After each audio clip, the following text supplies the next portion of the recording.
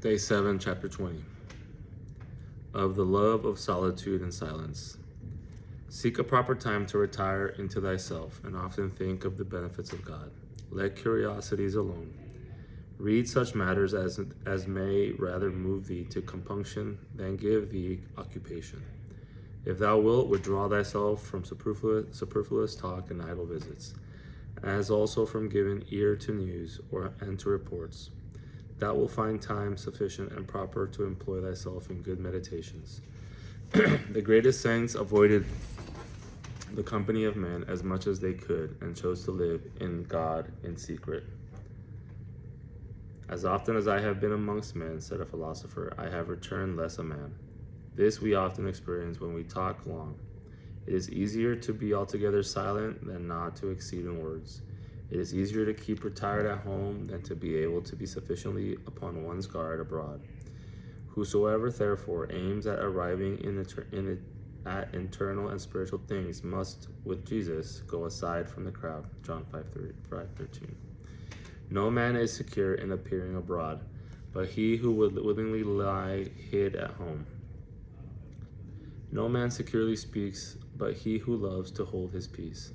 No man securely governs, but he who would willingly live in subjection. No man securely commands, but he who has learned well to obey. No man securely rejoiceth, unless he hath within him the testimony of good conscience. 2 Corinthians 1:12. Yet the security of the saints was always full of the fear of God. Neither were they less careful or humble in themselves, because they were shining with great virtues and graces. But the security of the wicked arises from pride and presumption, and will end in deceiving themselves.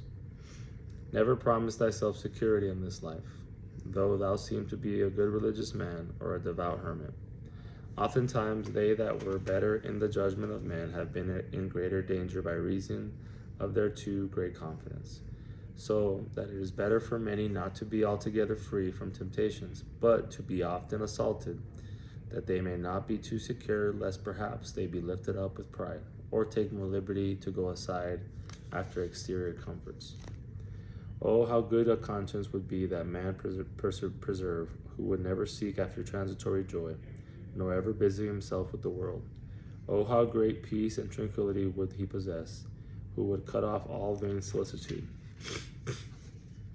and only think of things of God and his salvation, and place his whole hope in God. No man is worthy of heavenly comfort who has not diligently exercised himself in holy compunction.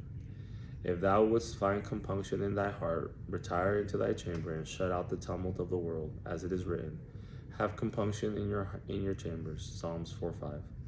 Thou shalt find in thy cell what thou shalt often lose abroad.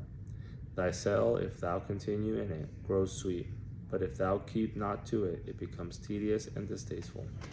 If in the beginning of thy conversion thou accustom thyself to remain in thy cell and keep it well, it will be to thee afterwards a dear friend and a most agreeable delight.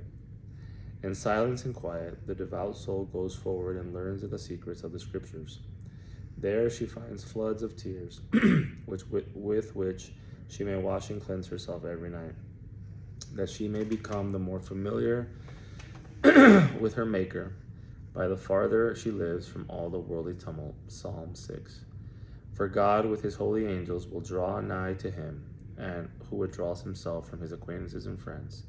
It is better to lie hidden and take care of oneself than neglecting oneself to work even miracles. It is commendable for a religious man to go seldom abroad, to fly being seen, and not desire to see men. Why wilt thou see what thou must not have? The world passeth away, and the concupiscence thereof. 1 John 2:17.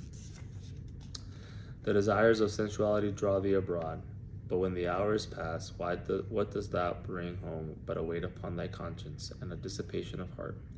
A joyful going abroad often brings forth a sorrowful coming home, and a merry evening makes a sad morning. So all carnal joys enter pleasantly, but in the end bring remorse and death. What canst thou see elsewhere which thou seest not here? Behold the heavens and the earth, and all the elements, for of these are all things made.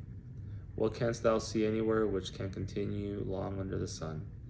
Thou thinkest perhaps to be satisfied, but thou canst not attain it. If thou couldst see all things at once before thee, what would it be but a vain sight? Ecclesiastes 1:14. Lift up thine eyes to God on high, and pray for thy sins and negligences. Ecclesiastes 3:4 and Psalms 122, verse 1. Leave vain things to vain people, but mind thou the things which God hath commanded thee. Shut thy door upon thee, and call Jesus thy beloved. Stay with him in thy cell, for thou shalt not find such great peace anywhere else. If thou hast not gone abroad, nor hearkened the rumors, thou hast kept thyself better in good peace. But since thou art delighted sometimes to hear news, thou must then suffer a disturbance of heart. Practical reflections.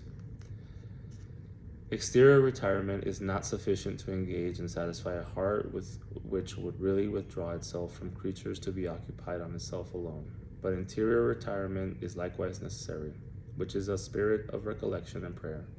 A soul which is separated from all amusements of the senses seeks and finds in God that pure satisfaction which it can never meet within any creatures.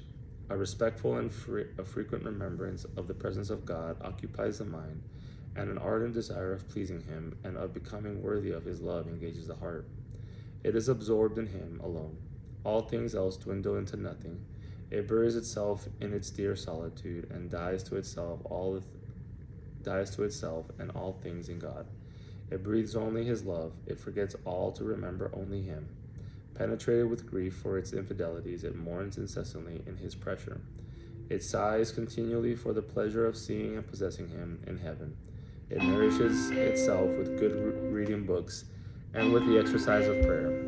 It is never tired of treating with God on the affairs of salvation. At least it humbly supports the irksome it may experience, and with the view of honoring his sovereign dominion by the complete destruction of sin itself, it renounces all desire of finding any satisfaction other than that of pleasing him.